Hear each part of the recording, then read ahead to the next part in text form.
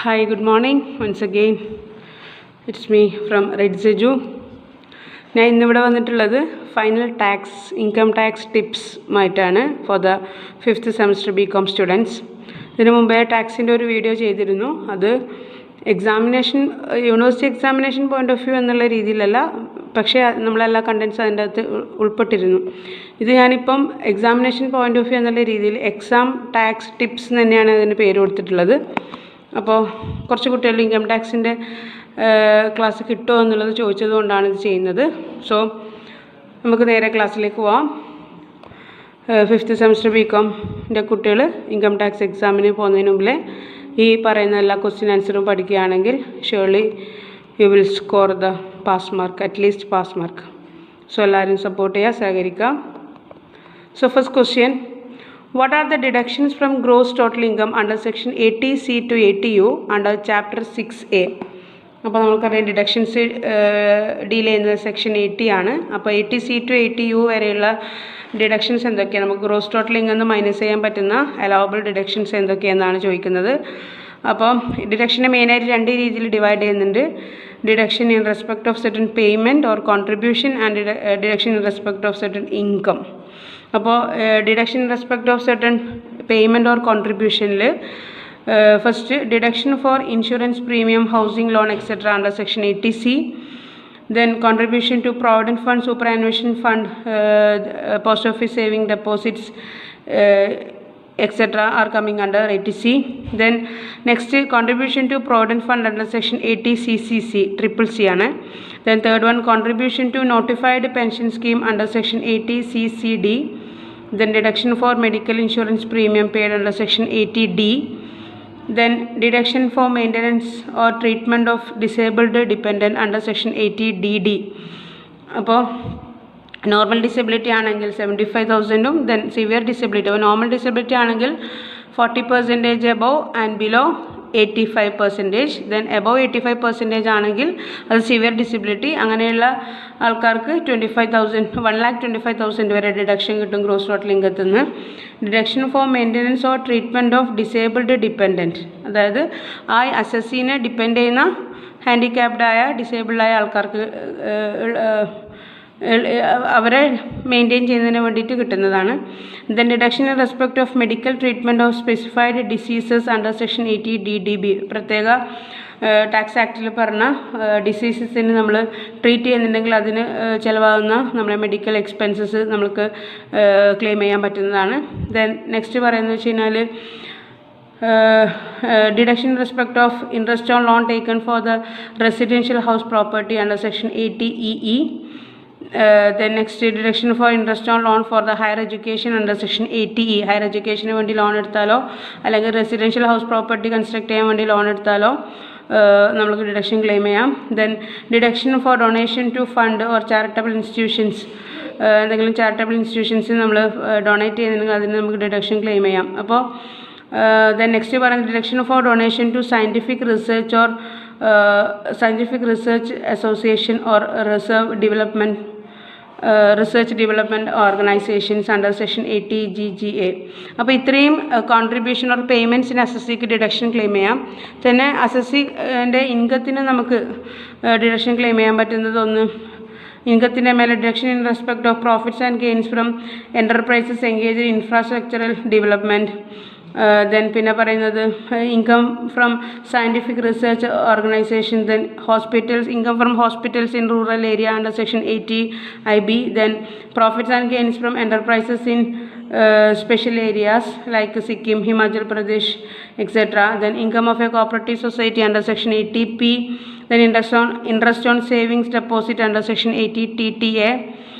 Then royalty income of others, patent, etc. Others in it in the royalty income. Then next deduction in case of income of a person with a disability under section 80U. അതായത് disabled person ആണെങ്കിൽ അവർക്ക് കിട്ടുന്ന ഇൻകത്തിന് ഫുള്ളിന് tax കൊടുക്കണ്ട. Normal disability ആണെങ്കിൽ above 40 and below 80 ആണെങ്കിൽ 75,000 rupees നമുക്ക് claim ചെയ്യാം. Then above 80 ആണെങ്കിൽ 1,25,000 റുപ്പീസ് വരെ ക്ലെയിം ചെയ്യാം. ഇതാണ് 80C മുതൽ 80U വരെയുള്ള ഡിഡക്ഷൻസ് ഗ്രോസ് ടോട്ടൽ ഇൻകത്തിൽ നിന്ന് ക്ലെയിം ചെയ്യാൻ പറ്റിയത്. ദെൻ നെക്സ്റ്റ് എന്ന് പറഞ്ഞാൽ assessment and types of assessment. ഇതൊക്കെ ഞാൻ പല വീഡിയോകളിലായിട്ട് തന്നെ എൻ്റെ പ്ലേലിസ്റ്റിലുണ്ട്. Income ടാക്സിൻ്റെ class എടുത്തിട്ടുള്ളതാണ്. ഞാൻ വേണമെങ്കിൽ ഡിസ്ക്രിപ്ഷൻ ബോക്സിൽ അതിൻ്റെ ലിങ്ക് കൊടുക്കാം. ജസ്റ്റ് ഒന്ന് സ്പീഡാക്കി പറഞ്ഞു പോവാം. അസസ്മെൻറ്റ് എന്ന് പറഞ്ഞാൽ it's A process of computing the total income as well as the tax liability. So assessment is the process of computing the total income of the assessee as well as the tax liability upon the total income. Then types of assessment എന്ന് പറഞ്ഞാൽ first self assessment. അതിലെന്ന് വെച്ചാൽ it is the duty of the every assessee to compute his income and tax thereon and prepare and submit the report and return in the prescribe format to the government. സ്വന്തമായിട്ട് തന്നെ ചെയ്യേണ്ടതാണ്. If an assessee himself fulfils the above legal requirements it is called. അപ്പോൾ അങ്ങനെ അയാൾ assessee സ്വമേധയാ തന്നെ ചെയ്യുന്നതാണ് self assessment. Then assessment on the basis of return ആണ് രണ്ടാമത്തെ അസസ്മെൻറ്റ്.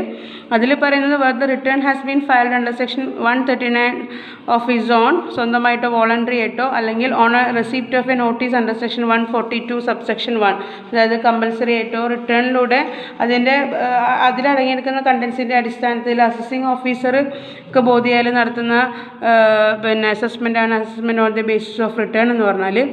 നെക്സ്റ്റ് അസസ്മെൻ്റ് ആണ് റെഗുലർ അസസ്മെൻറ്റ്. അതിനെ രണ്ട് രീതിയിൽ ഡിവൈഡ് ചെയ്യുന്നുണ്ട്. ഒന്ന് assessment on the basis of എവിഡൻസും ദെൻ ബെസ്റ്റ് ജഡ്ജ്മെൻറ്റ് അസസ്മെൻറ്റും.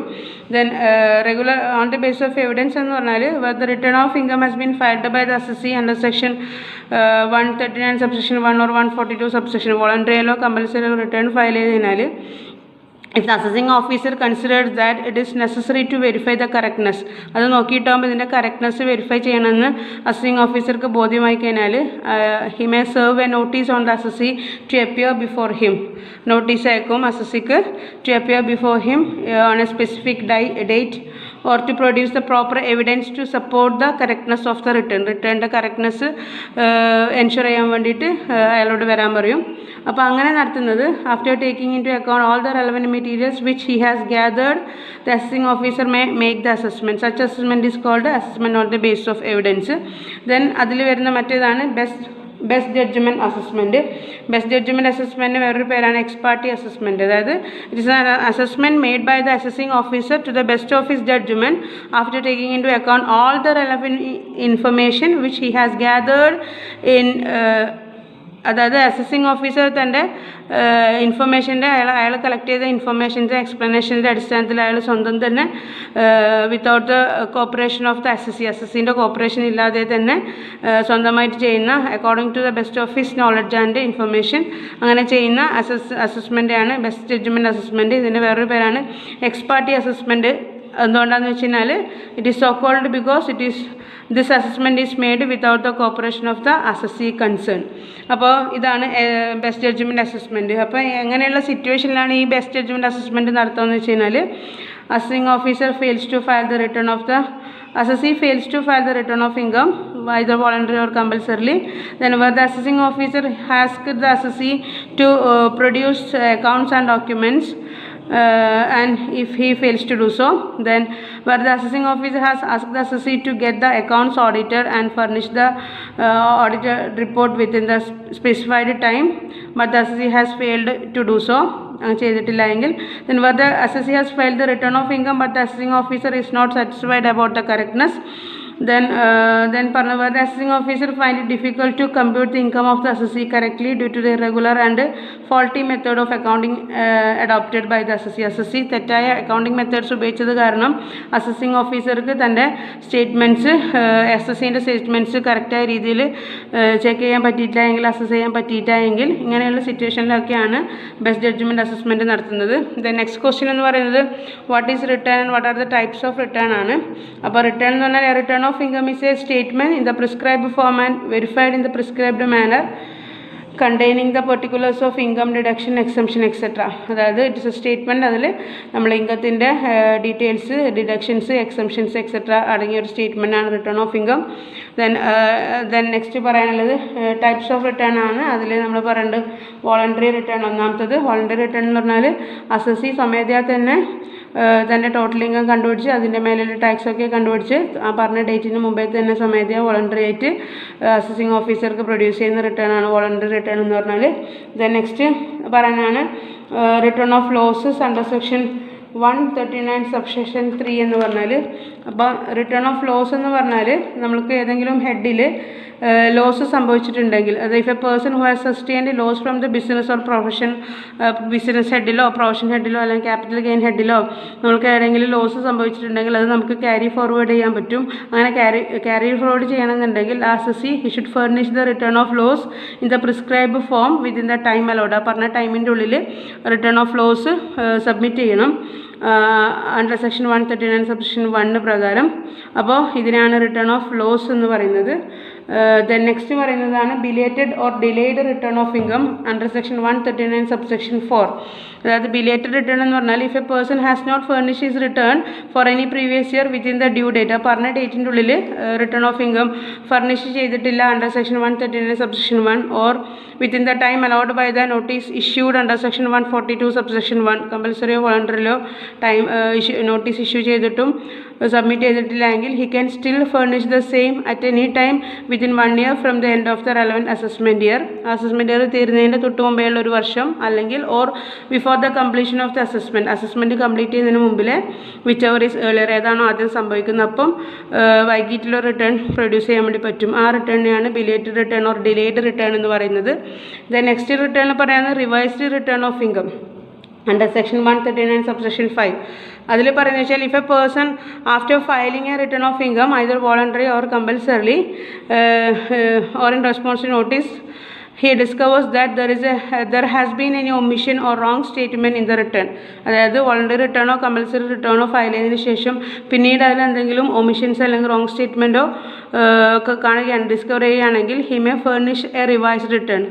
ആ അസസിക്ക് വീണ്ടും ഒരു റിട്ടേൺ സബ്മിറ്റ് ചെയ്യാം at any time before the expiry of the 1 year from the end of the relevant assessment year. Assessment year തീരുന്നതിന് തൊട്ട് മുമ്പേയുള്ള ഒരു വർഷത്തിൻ്റെ ഉള്ളിൽ, അല്ലെങ്കിൽ or before the completion of the assessment. എപ്പോഴാണ് അസസ്മെൻറ്റ് കംപ്ലീറ്റ് ചെയ്യുന്നത്, വിച്ച് എവർ ഈസ് ഏർലിയർ, ഏതാണോ ആദ്യം സംഭവിക്കുന്നത്. അപ്പോൾ അങ്ങനെയുള്ള റോങ് സ്റ്റേറ്റ്മെൻ്റ് ഒക്കെ ഉണ്ടെങ്കിൽ അവർക്ക് വീണ്ടും റിവൈസ്ഡ് റിട്ടേൺ സബ്മിറ്റ് ചെയ്യാൻ വേണ്ടി പറ്റും. അപ്പോൾ പിന്നെ അതിൽ ശ്രദ്ധിക്കേണ്ട ഒരു പോയിന്റ് വെച്ചാൽ ഒരു ബിലേറ്റഡ് റിട്ടേൺ സബ്മിറ്റ് ചെയ്ത അസസി ആണെങ്കിൽ അവർക്ക് റിവൈസ്ഡ് റിട്ടേൺ സബ്മിറ്റ് ചെയ്യാനുള്ള ഓപ്ഷൻ ഇല്ല. ദെൻ നെക്സ്റ്റ് റിട്ടേൺ എന്ന് പറയുന്നത് defective written or incomplete return. ആ പേര് പോലെ തന്നെ ആ റിട്ടേൺ ഇൻകംപ്ലീറ്റ് ആണ്, ഡിഫക്റ്റീവ് ആണ്. അതിൽ ചില കാര്യങ്ങളൊന്നും അതിൽ മെൻഷൻ ചെയ്തിട്ടുണ്ടാവില്ല. അതായത് ഓഡിറ്റ് റിപ്പോർട്ട് ഉണ്ടാവില്ല. അതുപോലെ തന്നെ പിന്നെ return of income is not accompanied by the computation of tax പേയബിളിൻ്റെ കമ്പ്യൂട്ടേഷൻ ഉണ്ടാവില്ല, ഓഡിറ്റ് റിപ്പോർട്ട് ഉണ്ടാവില്ല. അതുപോലെ proof of tax deducted at source, advance tax payment, അതൊക്കെയൊന്നും ഇല്ലാത്ത തരം ഇൻകംപ്ലീറ്റ് ആയ റിട്ടേണിനെയാണ് നമ്മൾ ഈ ഡിഫക്റ്റീവ് ഓർ ഇൻകംപ്ലീറ്റ് റിട്ടേൺ എന്ന് പറയുന്നത്. ദെൻ നെക്സ്റ്റ് ക്വസ്റ്റ്യൻ എന്ന് പറയുന്നത് income tax authorities and it's powers ആണ്.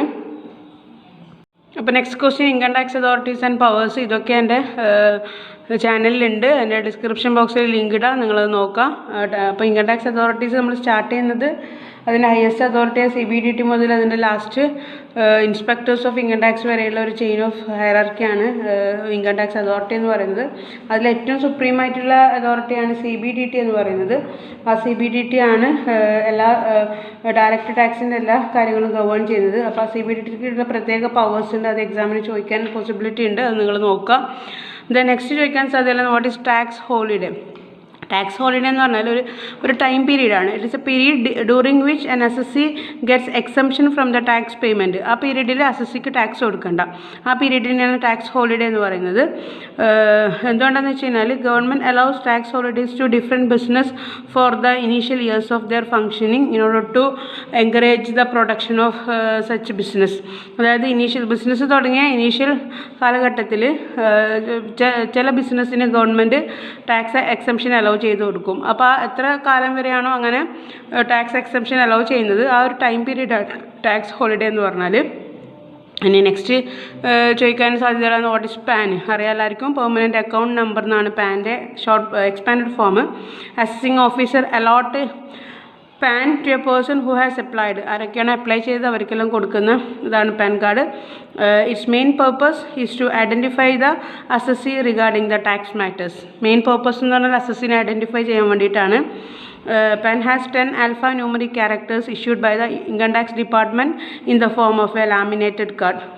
ആൽഫാ ന്യൂമറിക്കൽ ക്യാരക്ടേഴ്സ് ഉള്ള 10 ആൽഫാ ന്യൂമറിക്കൽ ക്യാരക്ടേഴ്സ് ഉള്ള ഒരു ലാമിനേറ്റഡ് കാർഡാണ് ഇൻകം ടാക്സ് അതോറിറ്റി ഇഷ്യൂ ചെയ്ത് കൊടുക്കുന്നത് അസസിനെ ഐഡൻറ്റിഫൈ ചെയ്യാൻ വേണ്ടിയിട്ട്. നെക്സ്റ്റ് ചോദിക്കാൻ സാധ്യതയുള്ള ക്വസ്റ്റ്യൻ ആണ് explain the rules regarding the set off and carry forward of losses. Important ആണ്, ഇത് ഞാൻ മുമ്പേ ഡിസ്കസ് ചെയ്തതാണ്. Set off and carry forward ചെയ്യുന്ന സമയത്ത് ശ്രദ്ധിക്കേണ്ട കാര്യങ്ങൾ. ഇപ്പോൾ set off and carry forward എന്ന് പറഞ്ഞാൽ set of means setting of the losses under one source of income against income from other sources. ഒരു സോഴ്സിലെ ലോസ് വേറൊരു സോഴ്സിലെ ഇൻകം ഉപയോഗിച്ചിട്ട് സെറ്റ് ഓഫ് ചെയ്യുന്നതിനാണ് സെറ്റ് ഓഫ് എന്ന് പറയുന്നത്. ക്യാരി ഫോർവേഡ് എന്ന് പറഞ്ഞാൽ അങ്ങനെ നമുക്ക് ഇൻകം ഇല്ലെങ്കിൽ സെറ്റ് ഓഫ് ചെയ്യാൻ പറ്റിയിട്ടില്ലെങ്കിൽ അത് നെക്സ്റ്റ് ഇയറിലെ ഇൻകത്തോടു കൂടി അഡ്ജസ്റ്റ് ചെയ്യാൻ വേണ്ടിയിട്ട് നമ്മൾ മാറ്റി വെക്കുന്നതിനാണ് ക്യാരി ഫോർവേഡ് എന്ന് പറഞ്ഞാൽ. അപ്പോൾ അതിൻ്റെ റൂൾ എന്ന് പറഞ്ഞാൽ അതിലൊന്നാമത്തത് speculation loss cannot be set off against the profit from non speculation business. Normal ബിസിനസ്സിലുണ്ടാകുന്ന പ്രോഫിറ്റിൽ നിന്നും സ്പെക്കുലേഷൻ ലോസ് അഡ്ജസ്റ്റ് ചെയ്യാൻ വേണ്ടി പറ്റില്ല. വേറെ നേരെ തിരിച്ച് പറ്റും. നോർമൽ ബിസിനസ്സിലുണ്ടാകുന്ന ലോസ് സ്പെക്കുലേഷൻ ബിസിനസ്സിൻ്റെ പ്രോഫിറ്റിൽ നിന്ന് അഡ്ജസ്റ്റ് ചെയ്യാൻ വേണ്ടി പറ്റും. ദെൻ പിന്നെ പറയുന്നത് loss from the activity of owning and maintaining the race horses. അത് ഒരിക്കലും വേറൊരു ഹെഡിൽ അഡ്ജസ്റ്റ് ചെയ്യാൻ വേണ്ടി പറ്റില്ല. അത് ആ സെയിം ഹെഡിലെ പ്രോഫിറ്റ് കൊണ്ട് മാത്രമേ പറ്റുള്ളൂ. Then long term capital gain can be set off only against long term capital loss can be set off against long term capital gain only. വേറൊരു ഹെഡുമായിട്ട് ഇത് പറ്റില്ല. And short term capital gain it cannot be set off against short term capital gain. അതായത് വേറൊരു ഇത് പറഞ്ഞാൽ capital gain എന്ന അണ്ടറിലുള്ള ലോസ് ആ ക്യാപിറ്റൽ ഗെയിൻ എന്ന അണ്ടറിലുള്ള പ്രോഫിറ്റുമായിട്ടേ പറ്റുള്ളൂ, വേറൊരു ഹെഡുമായിട്ട് ഇത് പറ്റില്ല. പിന്നെ പറയുന്നത് വെച്ച് കഴിഞ്ഞാൽ loss from crossword puzzles, lotteries, gambling, card games പോലെയുള്ള സംഭവങ്ങൾ ഉണ്ടാകുന്ന ലോസ് നമ്മൾ സെറ്റ് ഓഫ് ചെയ്യുന്നത് can be set off either against the income from the same source or against income from any other sources or against income under say any other head. Cross word buses, lottery, gambling, car game പോലെയുള്ളത്. Then നേരത്തെ ഞാൻ പറഞ്ഞു capital loss can be set off only against the capital gain. ഇതാണ് set ഓഫിന് ശ്രദ്ധിക്കേണ്ട കാര്യങ്ങൾ. Then carry ഫോർവേഡിന് ശ്രദ്ധിക്കേണ്ട കാര്യം. Carry forward എന്ന് പറഞ്ഞാൽ when it is not possible for an assessee to set off the losses during the assessment year against income during the same assessment year. ആ assessment ഇയറിൽ income കൊണ്ട് ആ അസസ്മെൻറ്റ് ഇയറിൽ loss adjust ചെയ്യാൻ പറ്റുന്നില്ല എങ്കിൽ it can be carry forward carry forward. അതിനാണ് നമ്മൾ ക്യാരി ഫോർവേഡ് എന്ന് പറയൽ. അപ്പോൾ അങ്ങനെയുള്ള ലോസ് നമുക്ക് ഇൻകം ഫ്രം ഹൗസ് പ്രോപ്പർട്ടിയിൽ അങ്ങനെ ഉണ്ടെങ്കിൽ നമുക്കത് 80 years വരെ ക്യാരി ഫോർവേഡ് ചെയ്യാം. Loss from non speculative business, അതായത് നോർമൽ ബിസിനസ് ഉണ്ടാകുന്ന ലോസ് നമുക്കും നെക്സ്റ്റ് സെയിം ബിസിനസ് ഹെഡിലുണ്ടാകുന്ന പ്രോഫിറ്റായിട്ട് അഡ്ജസ്റ്റ് ചെയ്യാൻ വേണ്ടിയിട്ട് 80 years വരെ ക്യാരി ഫോർവേഡ് ചെയ്യാം. അതുപോലെ ലോസ് ഫ്രം സ്പെക്കുലേറ്റീവ് ബിസിനസ് നമുക്ക് സെയിം ബിസിനസ്സിലെ പ്രോഫിറ്റായിട്ട് ക്യാരി ഫോർവേഡ് ചെയ്യാൻ 4 years വരെ പറ്റും. Then capital loss short term ആയാലും ലോങ് ടേം ആയാലും നമുക്ക് 8 years വരെ ക്യാരി ഫോർവേഡ് ചെയ്യാം. Then loss from activity of owning and maintaining horse races നമുക്ക് 4 years വരെ ക്യാരി ഫോർവേഡ് ചെയ്യാൻ പറ്റും. ഇതാണ് rule. Then next what is MAT and what is unabsorbed depreciation. Then MAT എന്ന് പറഞ്ഞാൽ മിനിമം ഓൾട്ടർനേറ്റ് ടാക്സിൻ്റെ ഷോർട്ട് ഫോമാണ് മാറ്റ് എന്ന് പറഞ്ഞാൽ. അപ്പോൾ മാറ്റിനെ കൊണ്ട് ഉദ്ദേശിക്കുന്നത് MAT rate computed is 50% on the book profit plus applicable cess and surcharge. book profit ന്റെ 50% ആണ് ഇത് കമ്പ്യൂട്ട് ചെയ്യൽ. അതിൻ്റെ കൂടെ സെസ്സും സർചാർജ് ആഡ് ചെയ്യുന്നുണ്ട്. പ്രീവിയസ്ലി ഇറ്റ് വാസ് 18.5% ആയിരുന്നു, 18.5% ആയിരുന്നു. ഇപ്പോൾ അത് 15% ആയി. Then all companies whether private or public, Indian or foreign company, ഏത് കമ്പനി ആയാലും പ്രൈവറ്റ് ആയാലും പബ്ലിക് ആയാലും ഇന്ത്യൻ കമ്പനി ആയാലും ഫോറിൻ കമ്പനി ആയാലും are liable to pay MAT if the income tax payable is less than 15% of the book profit plus cess and surcharge. അതായത് അവർ income tax compute ചെയ്തത് book പ്രോഫിറ്റിൻ്റെ 15%-നേക്കാളും താഴെയാണെങ്കിൽ അത്തരത്തിലുള്ള എല്ലാ കമ്പനികളും മാറ്റ് അടക്കാൻ ബാധ്യസ്ഥനാണ്. അതാണ് മാറ്റ് കൊണ്ട് ഉദ്ദേശിക്കുന്നത്. ഇതെങ്ങനെയുള്ള കേസിലാണെന്ന് വെച്ച് കഴിഞ്ഞാൽ മാറ്റ് in certain cases a company having surplus or net profit as per profit and loss account has become not liable to pay any tax due to a specific provision. അതായത് നമ്മൾ പ്രോഫിറ്റ് ആൻഡ് ലോസ് അക്കൗണ്ടിൽ net profit ഉണ്ടാവും, പക്ഷെ നമ്മൾ ആ വർഷം നമ്മൾ ചില സമയം ടാക്സ് കൊടുക്കേണ്ടി വരില്ല ചില സ്പെസിഫിക് പ്രൊവിഷൻ കാരണം.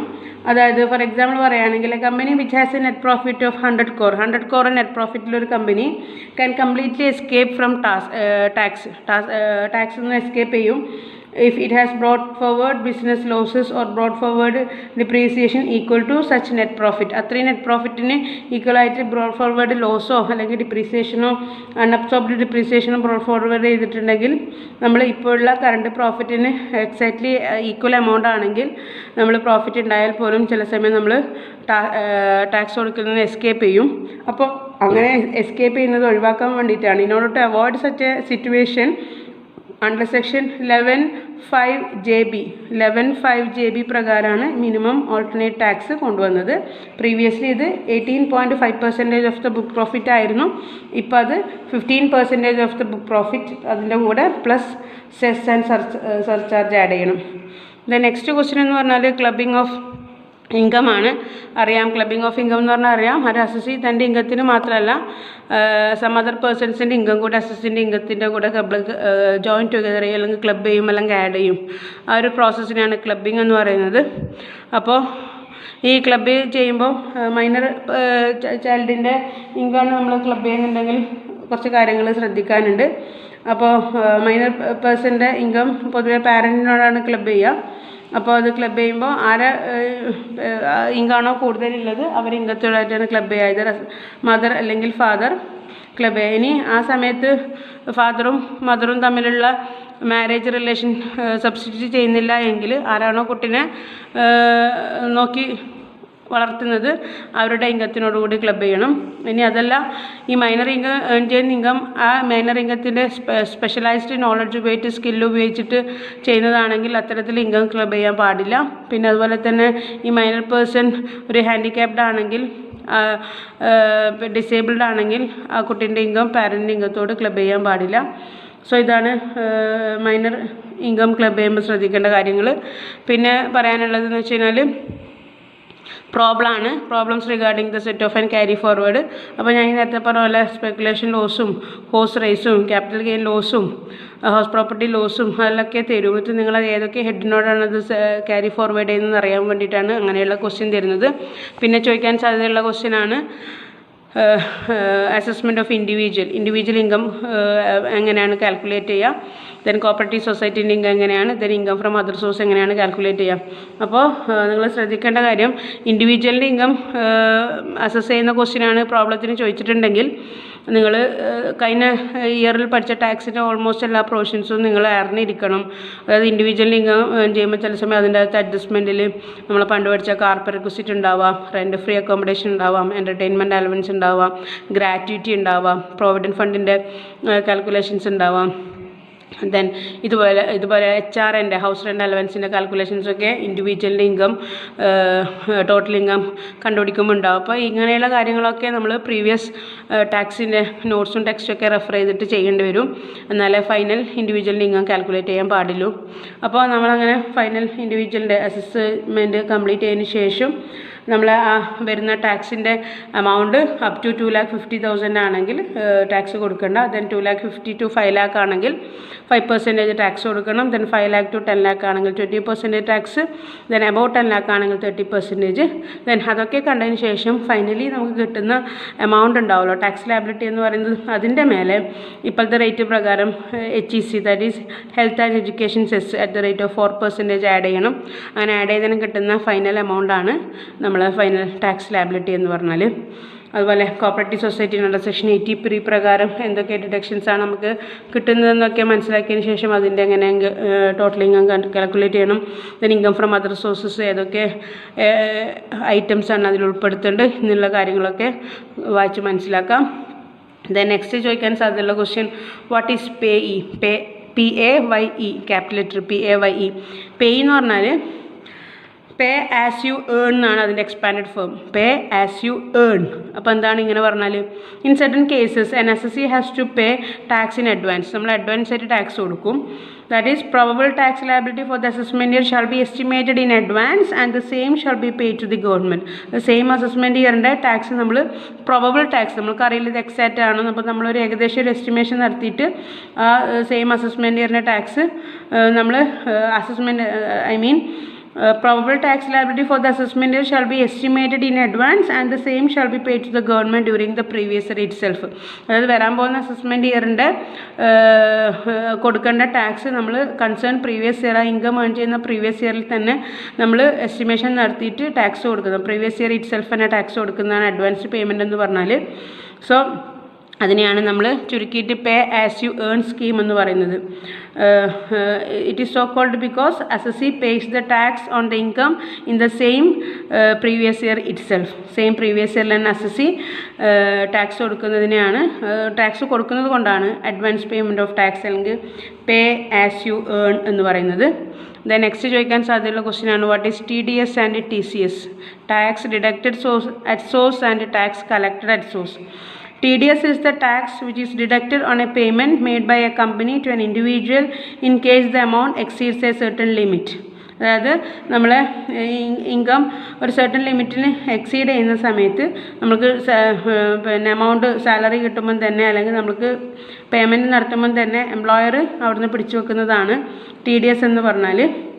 ദെൻ അതിന് ശേഷമാണ് നമുക്ക് ആ പിടിച്ചു വെച്ച എമൗണ്ടിന് ശേഷം ബാക്കിയുള്ള എമൗണ്ടാണ് നമ്മൾ കയ്യിൽ കിട്ടുന്നത്. അതിന് എക്സാമ്പിൾ പറയുകയാണെങ്കിൽ സാലറി, അതായത് ഒരു ഗവൺമെൻറ് എംപ്ലോയി ആണ്, അവിടെ എംപ്ലോയി റിലേഷൻഷിപ്പിലൂടെയാണ് നമുക്ക് സാലറി കിട്ടുന്നത്. അപ്പോൾ എംപ്ലോയിക്ക് സാലറി കൊടുക്കുന്ന സമയത്ത് എംപ്ലോയർ ആ മിനിമം ലിമിറ്റിന് കൂടുതലാണെങ്കിൽ ഒരു certain percentage of tax employer അവിടെ പിടിച്ചു വെക്കും. അതിനെയാണ് TDS എന്ന് പറയുന്നത്. ദെൻ അങ്ങനെ പിടിച്ചു വെക്കാൻ എംപ്ലോയർ വീഴ്ച വരുത്തി കഴിഞ്ഞാൽ ആ എംപ്ലോയർ പറയുന്ന പേരാണ് SSC ഇൻ ഡിഫോൾട്ട് എന്ന് പറഞ്ഞാൽ.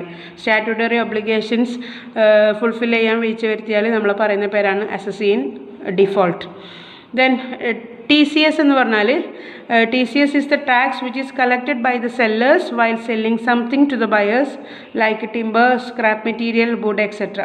ഇതുപോലെ ടിമ്പർ, വുഡ് മെറ്റീരിയൽ, സ്ക്രാപ്പ് പോലെയുള്ള ഐറ്റംസ് സെല്ലേഴ്സ് ബയേഴ്സിന് വിൽക്കുന്ന സമയത്ത് ആ കളക്ട് ചെയ്യുന്ന എമൗണ്ടാണ്. It is a tax which is collected by the sellers while selling. So this is known as TCS or tax collected at sources. So ഇത്രയും theory questions ആണ് എൻ്റെ ഒരു അഭിപ്രായത്തിൽ ചോദിക്കാൻ സാധ്യതയുള്ള ക്വസ്റ്റ്യൻസ്. അതിനാണ് നമ്മൾ ടാക്സ് ടിപ്സ് എന്ന് പറയുന്നത്. പിന്നെ ഇതിൻ്റെ കൂടെ നിങ്ങൾ കഴിഞ്ഞ വർഷം പഠിച്ച കുറച്ച് കാര്യങ്ങൾ, transferred balance, SSC assessment, then previous year assessment year, carp requisite, ഞാൻ നേരത്തെ പറഞ്ഞ പ്രോബ്ലത്തിൻ്റെ കുറച്ച് കാര്യങ്ങളൊക്കെ ചോദിക്കണം. എല്ലാ വർഷവും അങ്ങനെ പ്രീവിയസ് ഇയറിലെ ഭാഗങ്ങളിൽ നിന്ന് ക്വസ്റ്റ്യൻ ടാക്സിൻ്റെ കാര്യത്തിൽ ചോദിക്കാറുണ്ട്. അപ്പോൾ ഇത്രയാണ് എനിക്ക് പറയാനുള്ളത്. അപ്പോൾ എക്സാമെല്ലാം മാറ്റിവെച്ചത് നിങ്ങൾ ശ്രദ്ധയിൽപ്പെട്ടിട്ടുണ്ടാവും. കോർപ്പറേറ്റ് അക്കൗണ്ടിങ്ങിൻ്റെ എക്സാം 18-നാണ്, അതുപോലെ ഓഡിറ്റിങ്ങിൻ്റെ എക്സാം 19-നാണ് ഫെബ്രുവരി. കോസ്റ്റ് അക്കൗണ്ടിങ് മാറ്റി, ഫസ്റ്റ് എക്സാം മാറ്റി മാർച്ച് 9-ലേക്ക് മാറ്റിയിട്ടുണ്ട്. ഇൻകം ടാക്സിൻ്റെ എക്സാം 22 ഉള്ളത് 24-ലേക്ക് പോസ്റ്റ്പോൺ ചെയ്തിട്ടുണ്ട്, ഫെബ്രുവരി 24-ന്. then അതുപോലെ ഓപ്പൺ കോഴ്സ് 25-ാം തീയതിയുള്ള ഓപ്പൺ കോഴ്സ് മാർച്ച് 10-ലേക്ക് മാറ്റിയിട്ടുണ്ട്. ഇതിവിടെ നോട്ട് ചെയ്തിട്ടുണ്ട്. അപ്പോൾ അങ്ങനെ നോട്ട് ചെയ്ത കാര്യങ്ങളൊക്കെ ഓർമ്മിക്കുക, നന്നായി പഠിക്കുക. So wish you all the success from Rich Edu. Thank U.